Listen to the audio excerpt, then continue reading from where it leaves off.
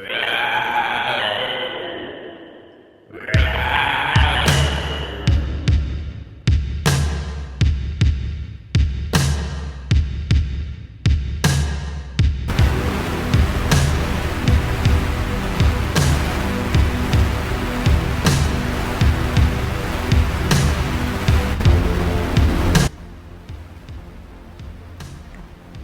okay, hon? Okay?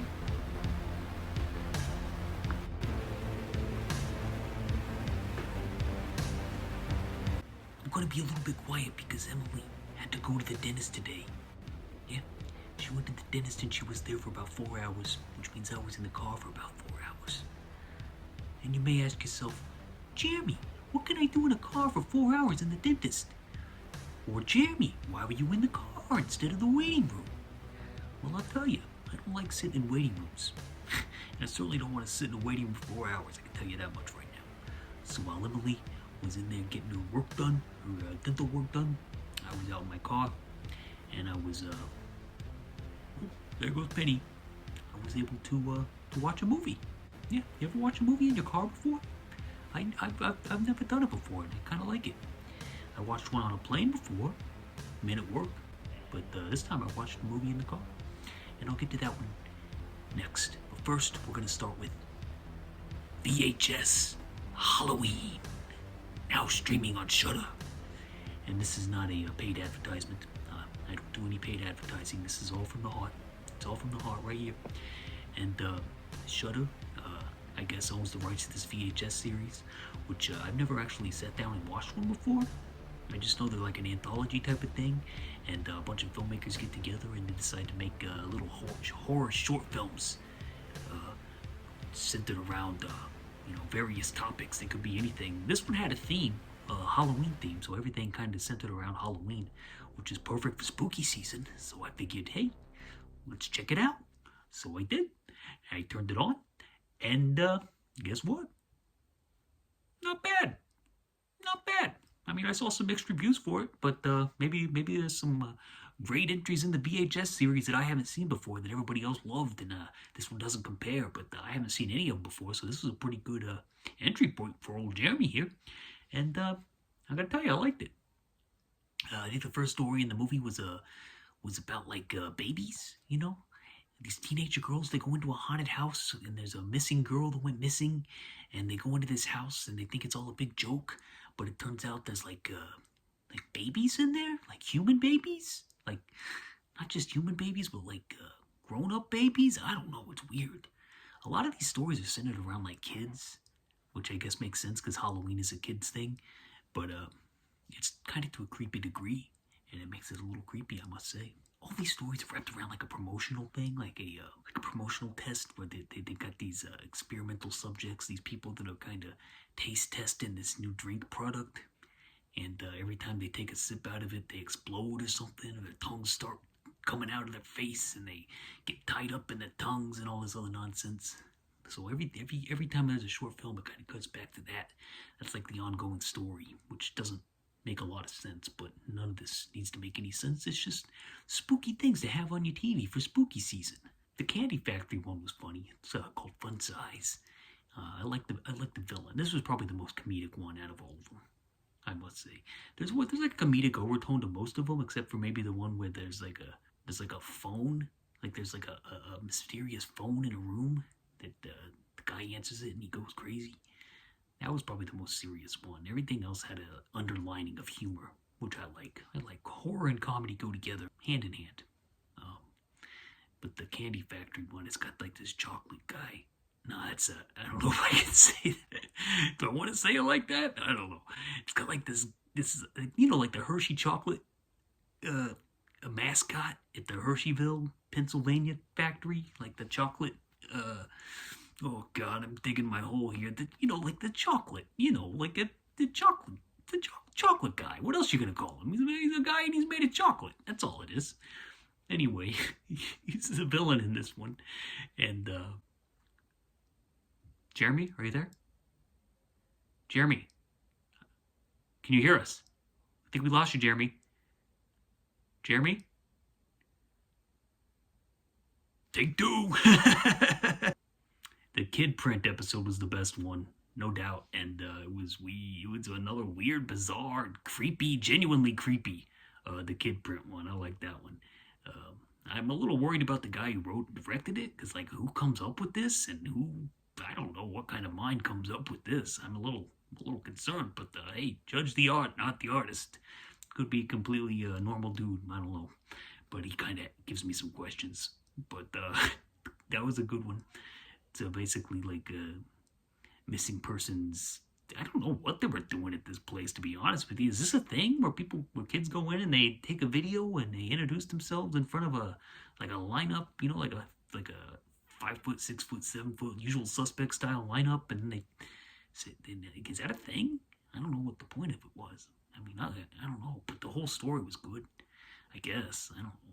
It's weird, but it's creepy, genuinely creepy. And the last story was about like a haunted house, like a father and son haunted house tradition, and the kid outgrows it, so the dad decides to drag him along one last time for old time's sake, and he steals a spooky record from a thrift shop, and then he uses it in the haunted house, and shenanigans ensue. Anyway, each story by itself is pretty fun. It doesn't even have to be watched all at once, to be honest. Like, you could start one of these VHS movies and just watch a couple of them, and then just kind of keep going back to it throughout the season, and you'd still be just fine. Overall, I'd give the entire thing. Excuse me, I'm gonna burp here. Oh, she's still sleeping. Okay, we're good. Okay, hon, she's all right. What was I? 3 thumbs up for VHS Halloween. Yeah. Okay, let's move on to the next one. Little Girl Who Lived Down the Lane. I've seen it before. That's the one I watched in my car while Emily, my sweet Emily. It's okay, baby. You could be okay. My sweet Emily, while she was getting her 4-hour work, dental work done, I was in my car and I was watching The Little Girl Who Lived Down the Lane. And I love this movie.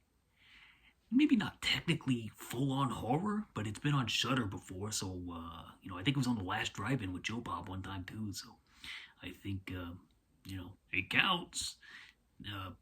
But anyway, it's about this little girl, yeah, played by Jodie Foster, and you're never gonna believe it, but she lives down the lane with her father, and, right from the beginning, she's kind of bombarded with visitors all the time. Like, the whole movie is just her, like, getting visitors and then trying to explain why they can't see or talk to her dad. And you would think this would get boring and repetitive after a while, but the movie is full of so many little, like, setups and payoffs and twists and turns. It's just, like, riveting. I don't know. And it's all talking. It's like a cinematic equivalent of a good page turner, It's like a really fun little really well plotted, character-driven, creepy story. There's Martin Sheen in one of the creepiest performances of the 1970s, I must say. He just when I first saw this, I was like I was a little boy when I first saw this movie. I was a little boy who lived down the lane, and I thought Martin Sheen was a detective. Like, I wasn't getting the subtleties or the not so subtleties that he was actually like the town creeper, like the town hiding in the bushes, grabbing the yeah, we don't want to get into it, but he's like the town creeper, and he's got his eyes set on Jodie Foster's character, the little girl who lives down the lane, and I thought he was a detective because he was so astute at everything and so observant and so intelligent and always trying to trap her, like say, oh, was my mom? I can't do a Martin Sheen, but man, is he creepy in this. He's got this haircut, I wish I had it. I wish I had hair like that. But he's got this haircut that's like very swoopy, He looks very young still, and I can't say enough good things about his performance. His character is deplorable, but the actual performance is an A+. Highly recommended for Martin Sheen's creepy performance. And Jodie Foster, easily one of the best child actors, maybe the best child actor of all time. She just had so much screen presence. Like, she has like this tomboy screen presence that just lends itself to variety of roles when she was a kid.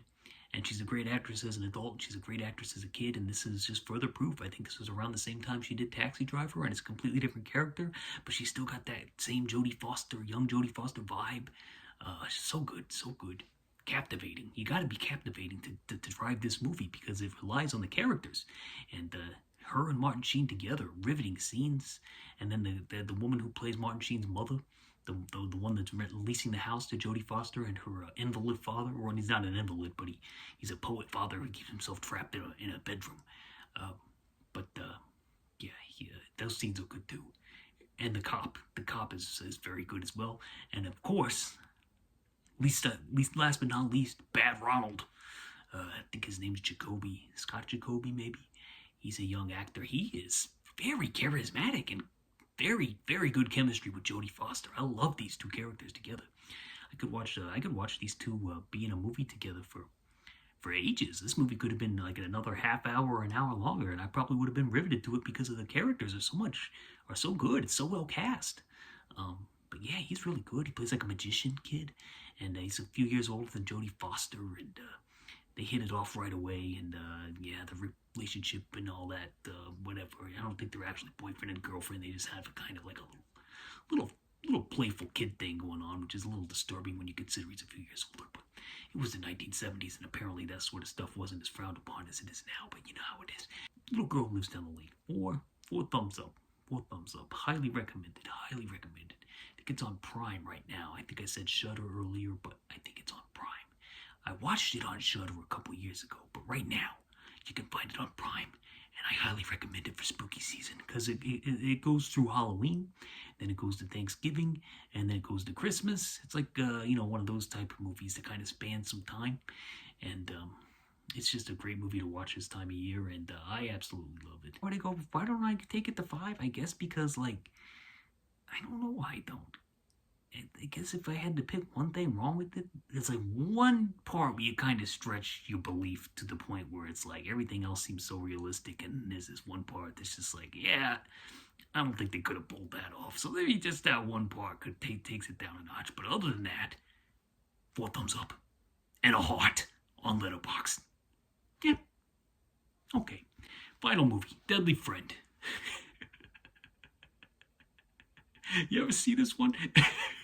Okay, so let's imagine you're a kid. Let's imagine you're a big Wes Craven fan, right? You saw Nightmare on Elm Street. You had the Hills Have Eyes poster in your room. You had The Last House on the Left growing up. And you go to see Nightmare on Elm Street, and he brings us Freddy Krueger, the most iconic horror monster of the 80s, besides Jason. And you're like, oh man, what's he going to do next? What's this guy going to do next? This master of horror. What's he going to give us next? Oh my God, I can't wait. And you see the poster for Deadly Friend, and it's the man who brought you Nightmare on Elm Street brings you Deadly Friend, or whatever the tagline is. I don't have it in front of me. And then you go and see it. And this is what you get. You get a little robot guy coming out there. You get a little Johnny Five rolling around and acting like a Gizmo meets... Johnny Five meets Gizmo, I think, is the best way to describe this robot named BB. Yep, his name's BB. And he's like a yellow, round robot who is invented by this kid who's into artificial intelligence, which I know is a hot topic right now. I'm getting a little sick of the AI stuff myself, hearing about all the complaints about it, because they are warranted. And I'm also getting a little sick of seeing it. So hopefully that calms down. You gotta calm it down. And you know why you gotta calm it down? If you don't know why, watch Deadly Friend and you'll find out. This is why we gotta calm down the AI, because bad things can happen when artificial intelligence get planted in a human brain. Watch this. You gotta watch this. It's like a documentary. It's like a documentary of AI, and you don't want to see this. You don't want to see this happen. We don't want this to happen. We want this. We want to get this thing regulated before it gets out of control. The last thing we need is this BB character rolling around or Christy Swanson. I mean, we already see that I was looking up her Wikipedia, and she's already on the wrong train, if you know what I'm saying. We got to get this under control. Deadly Friend, it's a warning. It's a warning. Deadly Friend is a warning. Everybody should see it. It's a very important, very topical film. It's kind of took a direction I didn't expect it to take, but I'm telling you, we're gonna want to taper this down. This AI, right? But let's get into the movie itself. So this boy and his mom, they're moving into a new house. It's kind of like Fright Night almost, the beginning. A single mom and the boy's a super genius, and he like teaches at a university because he's good with brains, and robots and microscopes. One of those guys, microscopes. I think this may be the first recorded film use of the phrase "whatever." There's like a neighbor kid who says it. He's like, "Whatever." That kid became popular in the 90s. One of those 90s kids that existed in 1986. The neighbor girl is Christy Swanson, as I mentioned earlier. She lives in a household with her father who is not nice. Let's just say that. He's very overprotective, drinking all the time, beating on her. She's always got bruises on her. It's kind of sad, really. Poor girl. And every time she goes over to the neighbor boy's house to quote unquote study, and more like just to look at his room, but for some reason she has to say that she's studying. And then the dad is like, he's all mad at her, and then at one point he throws her down the stairs. He throws her down the stairs, and then he blames it on her, and then she passes away. Yeah, she passes away, and the robot boy, the kid who builds the robot, and he's good with brains. He sneaks into the hospital with the whatever kid, and they put a microchip in her, an AI microchip in her brain to bring her back to life. And as smart as this kid is, his plan is very stupid because he has absolutely no idea what to do with her after he brings her back to life. Like, what's his goal? He never says what his goal is. He's just like, oh, I fell in love with my neighbor and now I love her. Even though we don't really know each other that well, but I do love her. And now I gotta bring her back to life and just have her walk around like a zombie, and I'll keep her in my attic for the rest of my life. What was his plan? He didn't think this one through, did he? Still, very entertaining to watch. There's a brutal dream sequence with a flower vase. That's all I'll say. Like very bloody. Like a vase gets stabbed into the guy, and then the blood acts like a siphon, and the blood siphons out and sprays all over the room. That's a fun sequence. BB kind of looks like the autopilot from Airplane for some reason in the face area. It's just something I noticed and noted on my notes here. This kid can build a whole entire robot, but he can't draw a cool face on a pumpkin. Like when he's carving pumpkins with his mom, it looks like a child did it. This guy built a whole robot and he's got this pumpkin that looks like it's drawn by a child. Like, I could do better than that. I didn't build no robot. Why does BB never shut the hell up? He's just constantly going on and on and on. It's like, my God, shut up. Maybe that's why these test screenings were so bad for Wes Craven, and he had to add a bunch of gore in because people were like, shut that robot up. He is annoying. Nothing to offset that thing. This is shot like a weird TV movie.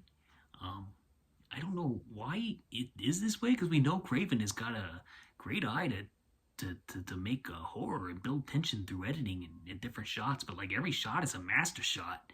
It's like I think I read that they took the editing away from Wes Craven, so this may just be master shots, and he never got to put the extra coverage back in that he wanted, because a lot of these just play out in masters, and then they're just like very not well put together. Just like TV movie, like quick setups and not a lot of cuts, not a lot of editing, just a lot of playing out in master shots, and it doesn't build any tension. No real art to it.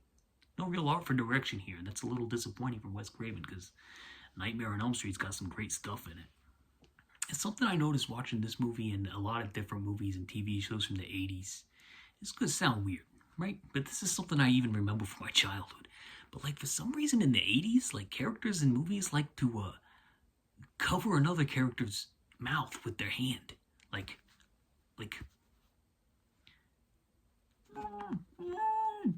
that's going to shut somebody up. I mean, I see it, and it's in the Family Ties opening credits. It's in this movie. It's in basically every 80s thing. I can't think of any specifically, but I know there's a bunch of Police Academy 4 has one. Just like the sorry.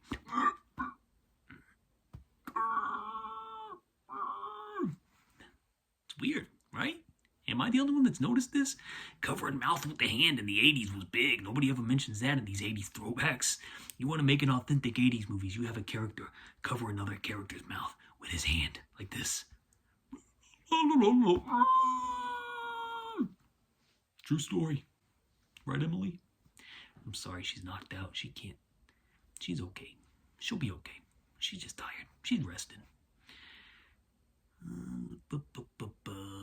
It's so strange that Wes Craven chose to follow up the iconic Freddy Krueger as a villain with a super pasty Christy Swanson acting like a zombie robot. But I don't think he actually chose to do it this way. From what I understand, thumbing through the old Wikipedia, he wanted to make like a PG-rated high school love story with a sci-fi element, right? It was just going to be the boy falling in love with the Swanson, and then I guess he probably still turns her into a robot. But I don't know what happens after that, because apparently the movie got completely changed, from taken away from Wes and the writer, and they did a bunch of reshoots with gore scenes and whatnot. And it initially was shot as a PG film, okay? And they did a test screening. Yeah, they did a test screening, and then apparently the test screening had a bunch of Wes Craven fans in it, and they were like, "Where's the gore? Where's the blood? Where's the violence?" So they made Wes shoot a bunch of gore scenes. So he puts those gore scenes in, and there's a good one with the basketball, I might add. It's a kind of a thing on the internet with the throw mama from the train lady getting her head exploded by a basketball. Anyway, he puts these gore scenes in, and then he submits that to the MPAA, and he's got to go back 13 times to get the R rating, because they keep rating it X, triple X for violence.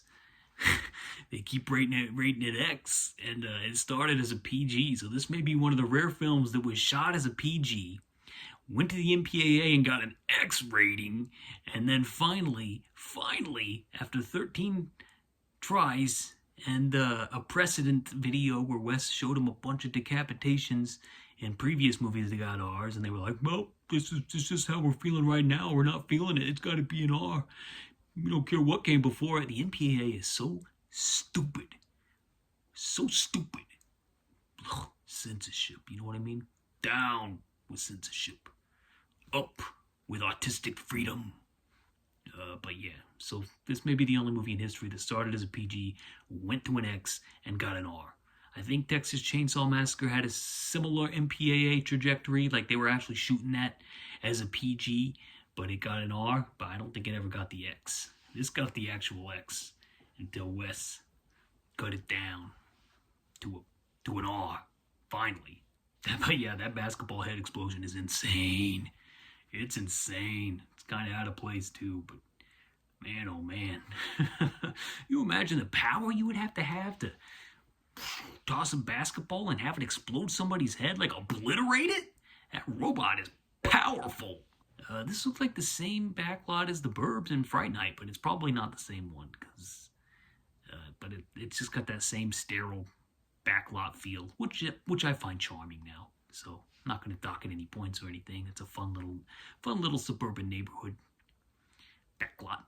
But yeah, he basically brought her back to life so he could boss her around, trap her in the attic, punch her when he gets mad. I don't know what the hell the point of this was. Like, what was his goal here? Probably a creepy sex thing. That's my guess. It's always a creepy sex thing, but he never says it is. So I guess we'll have to trust that it's not. Let me look at my notes. I love the BB theme song over the end credits. You gotta check that one out. It's a robot BB, BB, BB, BB, BB. I'm just making that up, but it sounds pretty much like that. It's a bunch of robot noises and a robot voice going BB, BB, BB. You know, record scratches and all that stuff. So yeah, anyway, Deadly Friend. It's a bad movie. Like, if there was a thing as an objectively bad movie, which this not, but this would probably qualify. However, it's so bad, and this is that phrase, I don't like saying it, but it is so bad that, whoa, look at my shadow back there. Has that been going the whole time? Look at this.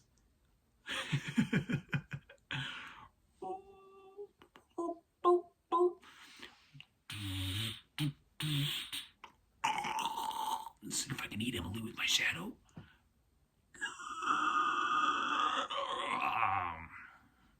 Anyway, where was I? I lost my train of thought. Oh yeah, it's so bad that it's good. The definition of, you look up the definition of so bad that it's good in the dictionary, and they'll give you a deadly friend. And so for that reason, I give it 3 thumbs up and a heart, because quite frankly, I could watch this movie every day and not get tired of it. Very entertaining, but also very bad. All right, that was a long one. Again, I don't care. You can watch it or you can not watch it. Most people, I look at the analytics. I know you're turning it off. Jeremy doesn't care. This is for me. It's for me and my own entertainment. And maybe I'll show it to Emily one day whenever she wakes up. Okay, hon? So anyway, VHS was 3 thumbs up. Little girl who lives down the lane was 4 thumbs up and a heart. And what was the last one? Deadly Friend, 3 thumbs up and a heart. Spooky season is here. Jeremy spoken. Godspeed. Don't fear the Reaper. Peace and love.